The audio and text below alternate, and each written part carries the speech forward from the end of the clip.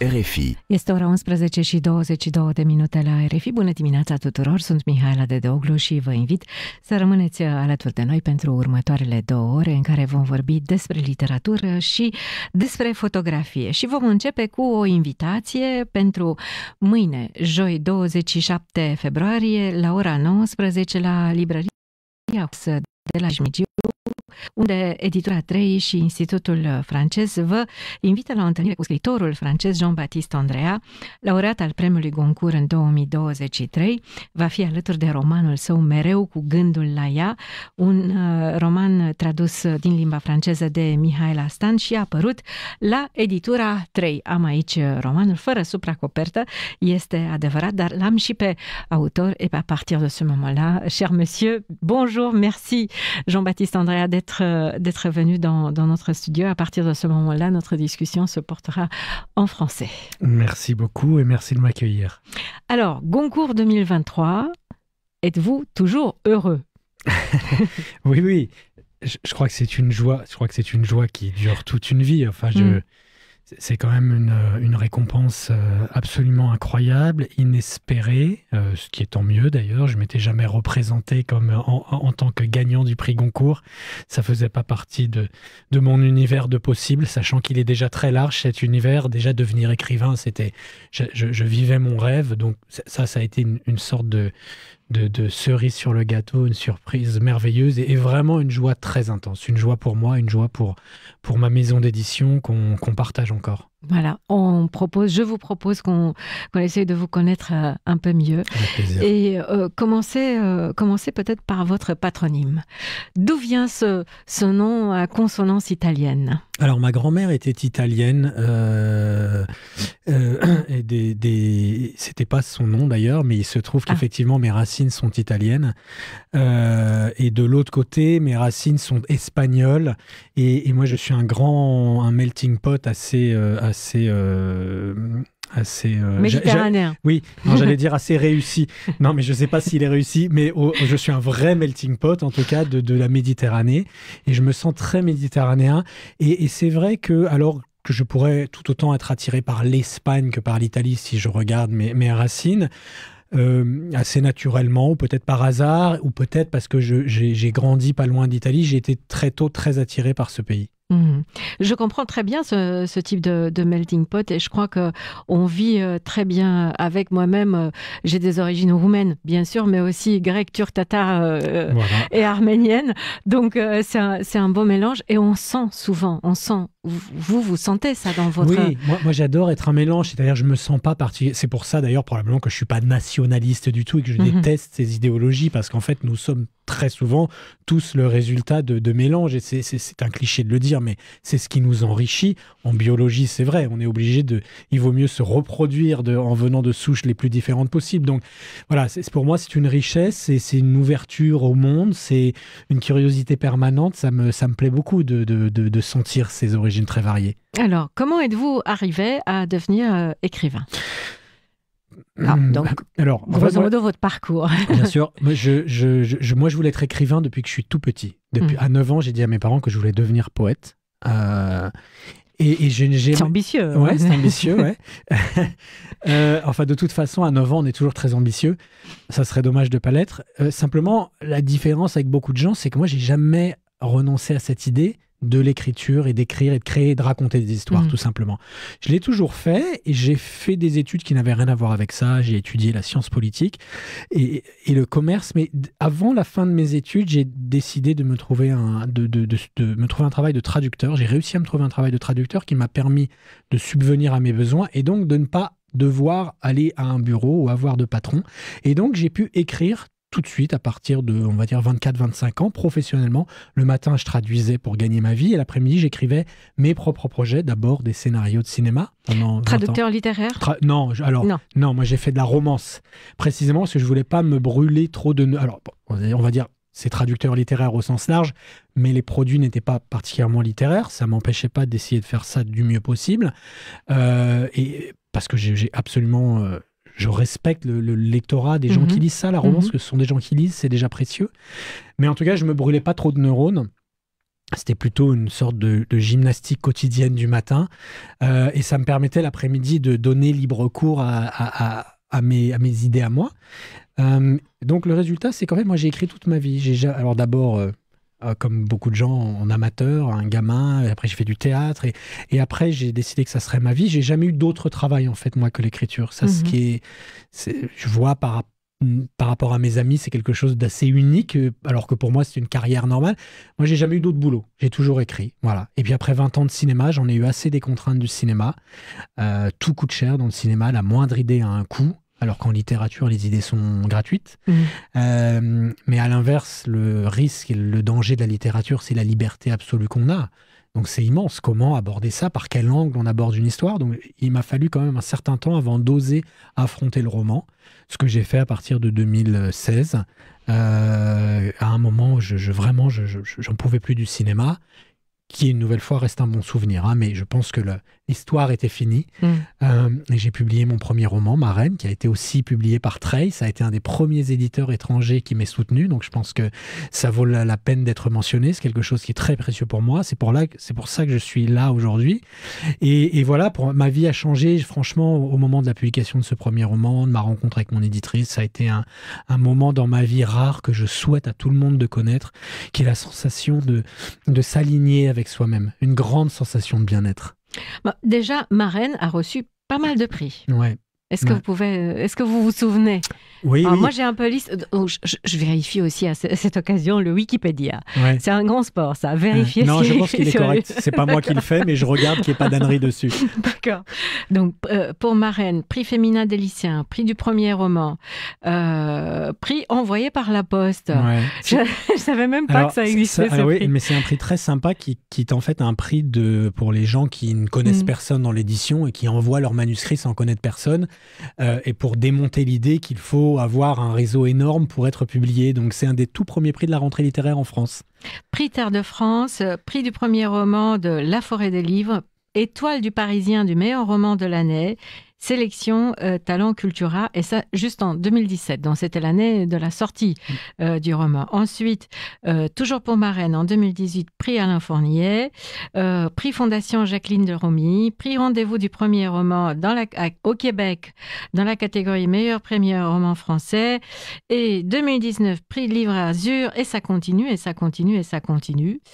Et puis vous avez continué à écrire, parce que Veiller sur elle, Mereu cu gândul la ea, c'est le titre en roumain, c'est votre 4e roman. Ouais, bah oui, j'ai continué à écrire parce que écrire Marraine, ce premier roman, m'a procuré une joie absolument immense. C'est-à-dire, j'avais l'impression de me reconnecter avec les émotions que j'éprouvais quand j'écrivais à 12 ou 13 ans, c'est-à-dire d'écrire sans enjeu commercial. Quand j'ai écrit Marraine, au moment où j'écris ce roman, chez moi, en mai 2016, je l'écris uniquement pour me faire plaisir. Ça me vient même pas à l'idée de le publier. C'est venu comme un cri de joie et d'une sorte comme si je crevais la surface de la mer après avoir été en apnée trop longtemps, et je prenais cette grande inspiration. C'est ça, Marraine.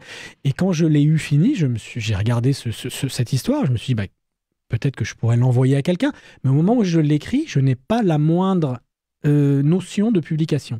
Donc c'est exactement l'idée, c'est exactement la façon dont on écrit avant, quand on est plus jeune, quand il n'y a pas d'enjeu, c'est l'art, pour la joie c'est la joie de créer.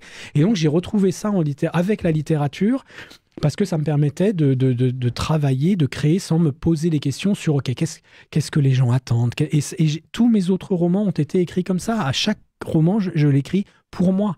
Point, d'abord pour moi. Alors maintenant, évidemment, je sais qu'il y a un enjeu de publication, mais ça ne figure pas dans l'écriture, ça n'est pas une contrainte d'écriture. Donc toujours la même maison d'édition, l'Iconoclaste. Ouais. Marraine, paru en 2017, 100 millions d'années et un jour en 2019, 2021, Des diables et des saints, et S-A-I-N-T-S, pour ceux qui voilà. Exactement. Et en 2023, Veiller sur elle, roman, comme je disais, récompensé avec le prix Goncourt en 2023. Alors, on va parler un peu de l'histoire de Veiller sur elle, parce que c'est un roman qui nous porte sur environ 80 ans, sur l'histoire de l'Europe, une histoire très compliquée, qui parle aussi du nazisme, qui parle de l'art et qui parle des gens qui sont un peu marginaux, qui ont du mal à s'adapter à l'époque dans laquelle ils vivent au début, et après ils font en quelque sorte un pacte avec le diable. Et c'est aussi l'histoire d'une statue qui se retrouve enfermée dans les souterrains d'un monastère pour la protéger. Et souvent, dans les interviews que vous avez données en France, on fait cette association entre la statue et le statut des femmes en général, parce que nous étions dans une époque où déjà les femmes, on les gardait un peu, et elles avaient du mal à prendre leur envol. Et il y a une héroïne féminine dans ce roman qui est très particulière, qui a envie justement de prendre son envol. Mais le personnage principal, c'est un garçon. Je vous laisse nous raconter un peu l'histoire de Mimo. Alors, je vais répondre oui dans le sens de cette question. Le personnage principal, c'est apparemment Mimo, un jeune sculpteur qui vient faire son apprentissage au début du XXe siècle dans un village perdu de Ligurie. Et là, lui, ce jeune gamin qui n'est pas pour tout le monde, qui n'est pas comme tout le monde, pardon, j'aimerais ne pas en dire plus sur lui, mais il n'est pas tout à fait comme tout le monde physiquement. Il est pauvre, il n'a aucune éducation, il va rencontrer cette jeune femme, la fille de l'une des plus puissantes familles d'Italie. Donc c'est l'histoire d'une rencontre très improbable entre deux êtres que tout oppose, et c'est l'histoire donc de leur traversée du siècle et de la relation assez particulière que là encore je répugne un petit peu à définir pour des raisons de marketing. On a dit c'est une grande histoire d'amour. Alors oui, j'accepte le terme si on entend amour dans son sens le plus large, c'est-à-dire ça inclut la possession, la détestation, le désir, la colère, enfin voilà, tout ça. Si on inclut tout ça, alors oui, c'est pas une romance. Donc c'est vraiment cette rencontre et cette énergie l'énergie de cette rencontre qui propulse le roman, c'est le moteur du roman.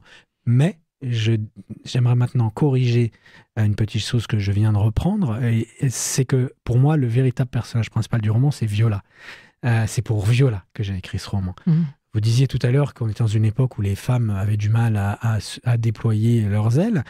Moi, plus j'écrivais ce roman, plus je me disais que la situation des femmes n'a pas forcément changé autant qu'on l'aimerait aujourd'hui.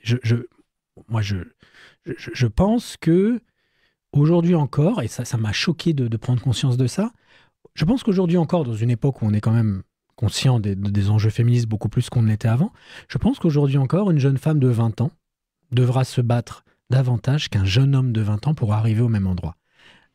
C'est probablement ce qui rend les femmes, pour moi, plus intelligentes que les hommes, cette nécessité d'un combat supplémentaire. Mais donc, bien sûr, heureusement que le monde a changé depuis 1916, mais sur certaines choses, et je ne suis pas une femme, donc je pense après, il y a quand même beaucoup de femmes qui sont venues me dire « Oui, c'est vrai, vous avez raison, moi j'expérimente ça tous les jours ». Je pense qu'il y a beaucoup d'améliorations que nous croyons tous acquises et qui en fait ne sont pas profondément encore véritablement ancrées. Donc, ce combat que mène Viola, ce combat pour lequel j'ai écrit ce roman, je crois qu'il a encore une actualité aujourd'hui. Une nouvelle fois, mon but n'était pas de faire un brûlot féministe ou quoi que ce soit, c'était de rendre hommage à un combat qui me paraissait épique. Et c'est en écrivant que je me suis dit, je crois que ce combat est encore actuel. Alors, Viola, est-ce qu'on peut parler un petit peu d'elle? C'est une jeune femme qui vit dans une famille très aisée et qui a cette rencontre complètement improbable avec ce jeune sculpteur. Mais elle a un rêve. Non seulement elle est très éduquée, elle aime lire, elle aide Mimo elle y met les livres. Enfin, ça, c'est super beau. Comment cette relation grandit entre eux à travers les livres qu'on dépose dans des endroits secrets. Enfin, je ne vais pas raconter tout le livre. Et Viola, qui a un nom un peu shakespearien, il faut dire. Viola, elle a un rêve, c'est de voler avec un avion. Ouais. Et là, il se passe quelque chose. On ne va pas raconter toute l'histoire du roman. C'est une tragédie. On verra comment ça se termine. Mais j'ai trouvé ça absolument formidable. Déjà, comment cette relation entre eux grandit, à quel point elle est belle, mais aussi de voir une jeune femme à cette époque où c'est clair qu'il y avait beaucoup plus de femmes qui avaient le courage de s'exprimer et qui voulaient des choses, qui voulaient changer le monde et leur vie, mais on n'en parle pas assez souvent. C'est quand même une période où aussi on a des grandes découvertes scientifiques, où les femmes accèdent à des postes improbables 50 ans auparavant. Donc, il y a ce côté féministe un peu de ce roman, mais pour moi, en dehors de l'histoire d'amour, c'est un livre sur l'art. Et c'est un livre sur la sculpture. C'est pour ça que, pour moi, c'est pas une tragédie. Parce qu'à partir du moment où je parle d'art, et je parle de lumière, et je parle...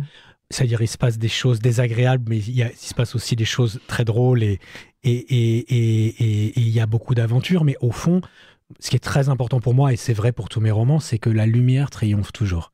Donc, comme ce roman parle d'art, et comme vous l'avez très bien dit, effectivement, c'est déjà une des sources puissantes de la lumière que j'ai voulu placer au creux de cette histoire. Est-ce que vous êtes sculpteur? Alors, pas du tout, non. Moi, Est-ce que vous écrivez si bien sur la sculpture? C'est gentil. Alors, oui, alors ça, c'est un sujet qui est assez important, en fait, parce qu'on aborde la technique d'écriture. C'est un petit pas de côté. Je pense que si vous faites attention à la femme, parce que beaucoup de gens m'ont posé la question, vous avez l'air de tellement bien connaître la sculpture. En fait, si vous faites très attention, il y a 3 termes techniques sur la sculpture dans ce livre, c'est tout. La façon dont je parle de la sculpture, c'est de la façon dont n'importe qui parlerait d'un domaine qu'il aime, c'est-à-dire pas en termes techniques. Je parle de la sculpture comme je parle de mon métier à moi. Moi, je me suis vraiment beaucoup projeté dans Mimo. Je vous ai dit tout à l'heure que j'écrivais depuis que j'avais 9 ans et que je n'avais jamais connu un autre métier. Donc, comme vous l'imaginez, il y a eu des hauts et des bas, et en général, ce métier, il y a beaucoup de bas d'abord, et après, avec un peu de chance, il y a un ou des hauts. Donc, ce qui m'intéresse dans la sculpture et la façon dont j'en parle, c'est le don de sa vie à une forme d'art, le don de sa vie à l'expression de soi à travers un médium donné, dans le livre, la sculpture, pour moi, l'écriture. Et c'est comme ça que je parle de la sculpture. Je parle juste de l'acte de création, puis après, je rajoute 3 noms d'outils, et les gens ont cette impression de vérité et de technique. Et la vérité est là. La vérité est là dans la façon dont je parle de quelque chose que je connais, qui est le fait de se lever le matin pour créer quelque chose qui n'existe pas. Mais en fait, il y a très peu de techniques de sculpture dans ce livre. C'est ça qui est marrant. Oui, mais en fait, il y a autre chose. Il n'y a probablement pas la technique, mais il y a une manière de voir la sculpture. Ouais. Et moi, c'est ça qui m'a beaucoup... Ou de voir l'art en général. Ou de voir l'art en général. Et il y a, en fait, tout ce travail qui nous montre un peu les difficultés qu'un artiste peut rencontrer durant sa vie. Donc l'apprentissage, parce qu'à Mimo, son père était sculpteur, mais il doit apprendre quelque chose. Donc on considère qu'il ne peut pas faire autre chose que la sculpture, donc on l'envoie loin de chez lui pour apprendre la sculpture. Mais à partir de ce moment-là, c'est le contact avec la matière et comment faire sortir quelque chose d'un bloc de marbre qui est brut. Et moi, c'est ça ce qui m'a plu, en fait. C'est comment naît en fait une œuvre d'art en partant pas forcément d'une esquisse, mais de l'intérieur du bloc de pierre. Et je crois que ce sont les questions qu'on se pose souvent en tant que spectateur d'une sculpture ou d'une œuvre d'art en général. D'où l'idée est venue, comment est sortie. C'est ça qui... Alors, dans le livre, je fais dire un des personnages, l'artiste ne sait pas ce qu'il fait. Oui. Et c'est vrai, c'est-à-dire que en tout cas, pour reprendre ce que je connais moi, on est dans ce paradoxe permanent qui est une interrogation quasi quotidienne sur le pourquoi, l'avenir, la manière de créer, et quelque chose qui, en fait, comme on n'a jamais les réponses à ça, devient complètement instinctif. Donc c'est une sorte de serpent qui se mord la queue d'actes créatifs, qui fait que moi, la question à laquelle je peux le moins répondre, c'est pourquoi vous écrivez, comment vous faites ça, Je sais que c'est le résultat d'un long travail, c'est tout ce que je peux dire, et de beaucoup d'interrogations, mais auxquelles je n'ai pas de réponse formelle. Les réponses arrivent dans l'acte de créer, mais elles ne se mettent pas en mots, c'est très difficile, c'est ce que j'ai essayé de traduire dans ce livre. Alors, pour moi, c'est compliqué de traduire du roumain en français maintenant, mais il y a une citation ici. Vous pouvez la lire en roumain, je pense que votre public vous comprendra. Après, vous me direz ce que c'est si je ne la reconnais pas. Alors, non, mais c'est un petit paragraphe qui parle du talent. Et je vais le lire en roumain. Ok, je le connais, oui. Voilà, donc, avec les bras, on ne peut pas retenir le talent, ok. Alors, cândva am crezut și eu că am talent, dar de atunci am înțeles că nu poți să ai talent. Talentul nu-i ceva aflat în proprietatea ta. E un nor de aburi și tu îți petreci viața încercând să-l reții. Iar ca să-l reții, îți trebuie două brațe. Donc c'est bien ça. J'imagine que ça doit être un paragraphe qui a intrigué pas mal de personnes, non? On m'en a assez peu parlé, non? Ah bon? Ouais. Mais, voilà. Oui, effectivement, c'est un paragraphe qui est important pour moi, cette idée de... On ne peut pas avoir du talent. Mais je ne crois pas du tout à cette idée d'avoir du talent. Moi, je crois à cette idée de chercher quelque chose, de chasser quelque chose, d'être toujours à l'écoute, observateur, en permanence stimulé par quelque chose que personne ne voit. Toute l'histoire de la vie de n'importe quel artiste, finalement, quel que soit son domaine, ou même d'un grand sportif, c'est de voir quelque chose que personne d'autre ne voit. Moi, je peux faire ça, moi, je vois telle histoire et personne d'autre ne le voit. Donc, on crée un livre, une sculpture, une peinture, on fait un exploit sportif pour repousser une limite parce que nous, on voyait au-delà de cette limite. C'est aussi simple que ça. C'est pour ça qu'il faut 600 pages de livre pour essayer d'expliquer une idée et que je ne sais pas si je l'explique. Il y a aussi une autre idée, c'est que l'œuvre se retrouve déjà dans la matière. Et ça, j'ai trouvé ça très, très joli. Je ne sais pas si ça vient de vous ou vous avez trouvé ailleurs cette idée. Cette phrase-là, c'est une phrase que je cite, je crédite Michel-Ange qui dit que lui, en fait, il sculptait pour révéler la forme qui se trouvait déjà dans le marbre. Mais au fond, il y a beaucoup d'auteurs, une nouvelle fois je parle de ce que je connais, l'écriture, qui vous diront la même chose, pas tous, mais cette sensation que quand on a une idée, elle vient d'ailleurs.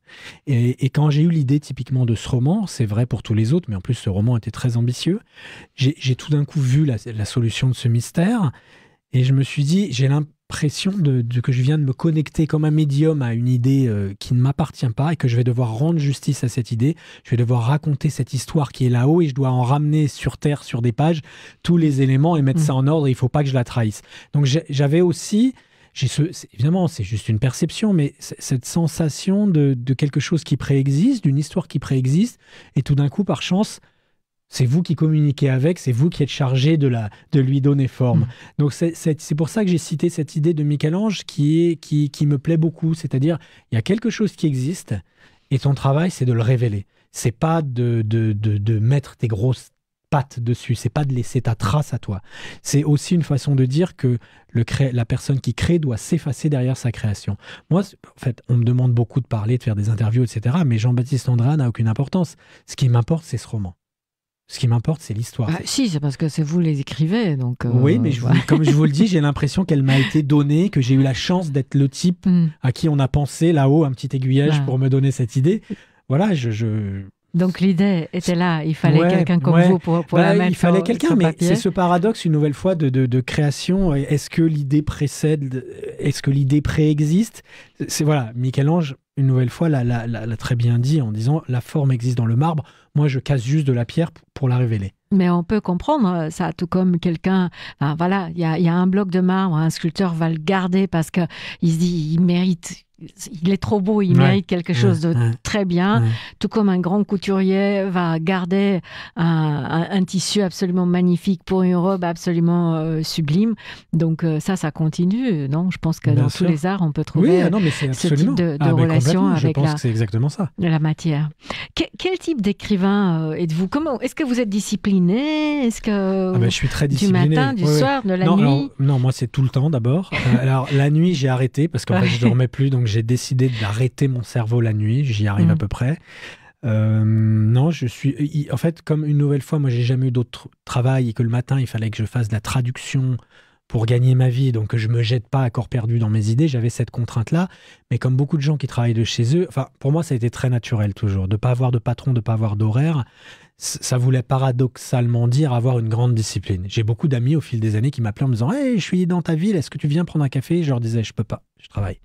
Et ça s'était mal perçu. Il me disait, mais je comprends pas, tu fais ce que tu veux, t'es ton propre patron. Je disais, ouais, je suis mon propre patron et mon patron, il est vraiment un salaud. Il est super dur, il veut que je travaille. Et c'était très important pour moi pendant une vingtaine d'années d'avoir cette discipline extrême qui était, pendant 20 ans, j'ai travaillé tous les jours. Dans le cinéma, j'avais un co-auteur qui s'appelle Gaël Mallery, on a beaucoup travaillé ensemble, et ben on travaillait tous les jours. Et on ne prenait pas de vacances, et c'était les vacances de travailler d'une certaine manière, mais c'était du travail. On travaillait du lundi au dimanche. Parfois, on n'avait pas envie de s'y mettre, mais on s'y mettait quand même. C'est là que j'ai appris qu'il y a des idées qui sortent quand même toujours quand on s'y met. Donc, je dirais que je suis très, très discipliné. Maintenant, depuis que je suis passé sur le roman, le mode de création est un peu différent. C'est-à-dire que je suis plus dans l'observation. J'attends. Et si une idée arrive, là, je me remets à travailler également de manière... Mais je travaille le matin, je travaille l'après-midi, je travaille le soir. Ça me dévore. Ouais. Donc un écrivain professionnel. C'est votre profession maintenant. Ouais. Est-ce que vous arrivez à vivre correctement Pendant des années, c'était très, très difficile. C'est-à-dire que... Alors, j'arrivais à vivre avec la traduction. Ouais.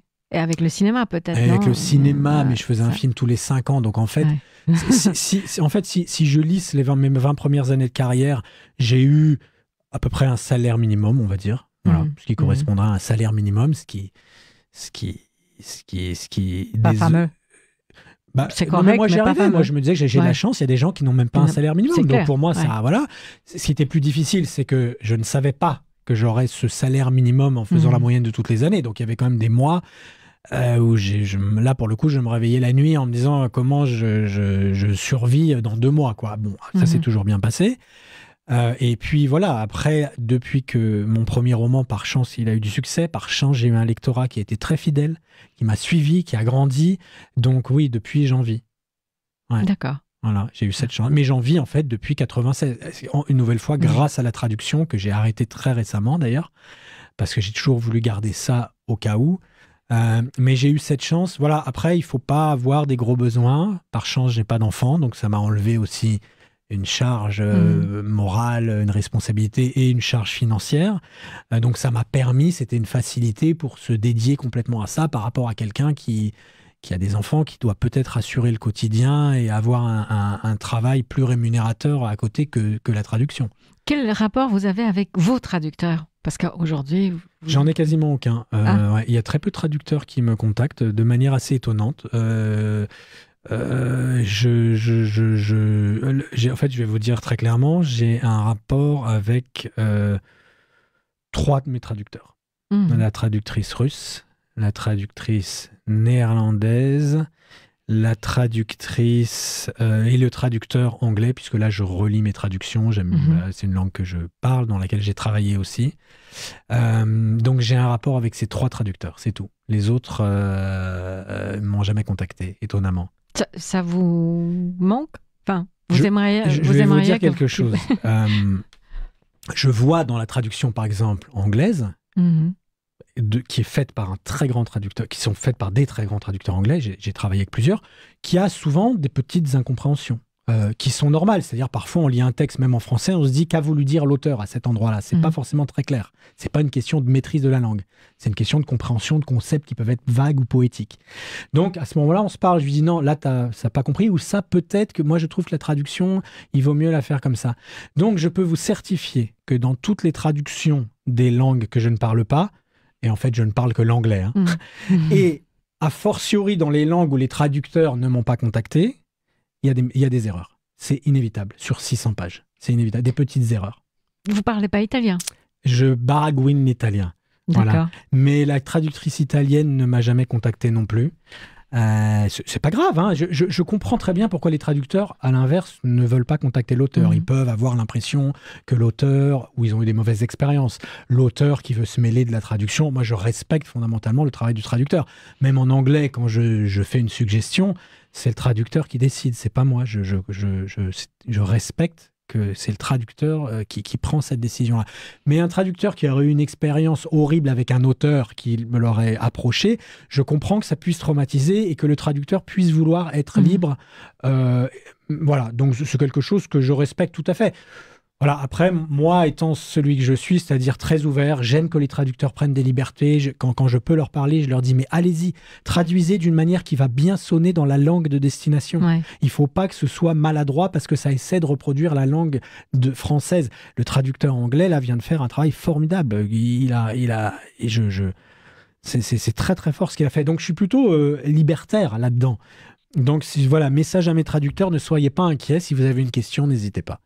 Alors, une bonne partie de ce roman se passe dans une Italie où on voit la montée du fascisme. Pourquoi avoir choisi cette période comme trame de fond? Alors, il y a beaucoup de lecteurs qui sont venus me dire « Oh, votre roman, il m'a fasciné, il aurait pu se passer à la Renaissance. Parfois, je savais pas trop quand j'étais. » Et c'est vrai que je me suis dit, effectivement, j'aurais pu mettre cette histoire à la Renaissance, ce qui m'a pas du tout traversé l'esprit.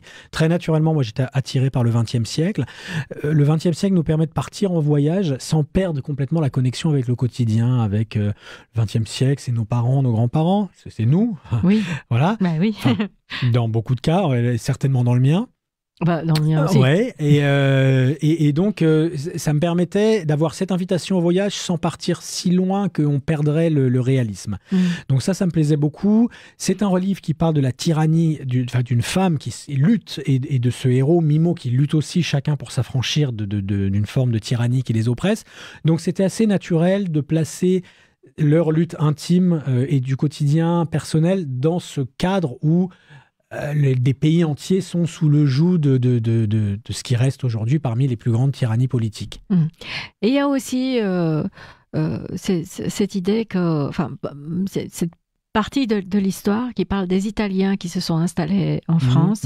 Et ça m'a fait penser à un film qui est sorti en 2022. Je ne sais pas si vous l'avez vu. C'est un film d'animation qui s'intitule « Interdit aux chiens aux Italiens ». Oui, je ne l'ai pas vu, mais je vois très bien ce que c'est. Oui. Je voulais le voir. Ouais. Voilà. C'est une histoire dont on ne parle pas souvent. Alors non, ce qui est très intéressant, c'est de constater que le racisme a des modes. Donc aujourd'hui, en France, le racisme va se diriger très essentiellement sur les populations nord-africaines. Et on se dit, ah là là, ces gens qui viennent nous prendre notre travail et qui sont des délinquants. Ça, c'est voilà. Il y a 70 ans, il y a 100 ans, ce que les Français ont oublié, c'est que les Italiens tenaient ce rôle-là. Et ça ne viendrait pas à l'idée d'un Français aujourd'hui d'être raciste envers un Italien. Au contraire, si vous prononcez le mot l'Italie, si vous dites que vous êtes italien, les Français vont vous dire à quel point ils adorent l'Italie, à quel point ils adorent ce pays, etc., etc. Donc je trouve ça montre bien l'absurdité absolue du racisme, le fait qu'il y ait des modes, même dans cet horrible sentiment. Et effectivement, il y a eu des morts, il y a eu des émeutes anti-italiennes en France avec des morts. On a tué des Italiens dans des émeutes en les accusant de venir prendre le travail des Français. C'est complètement absurde. Et donc la méconnaissance de l'histoire fait qu'effectivement, on a toujours le même problème. On a beaucoup plus de mal à reconnaître ces choses qui ne devraient pas arriver parce qu'on ne comprend pas leur nature.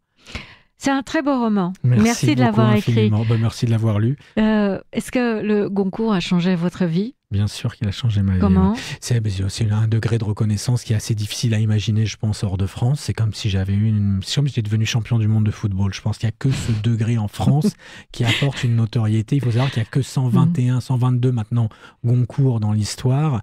C'est une starisation absolue. Et puis, c'est vrai que dans toute la vie d'un artiste, c'est se confronter au doute permanent. Des gens qui vous aiment, des gens qui ne vous aiment pas, des gens qui s'inquiètent pour vous. Et tout d'un coup, la validation de ce prix est telle que plus personne ne doute de ce choix que vous avez fait. Merci Jean-Baptiste Andrea pour votre visite. Rendez-vous demain, 27 février, à 19h, à la librărie Humanitas de la Cismigiu. Întâlnirea cu scriitorul Jean-Baptiste Andrea are loc mâine, 27 februarie, la ora 19, la librăria Humanitas de la Cismigiu. Romanul Mereu cu gândul la ea a apărut la editura 3. Traducerea din limba franceză a fost realizată de Mihaela Stan. Luăm o mică pauză și ne reauzim după știrile RFI.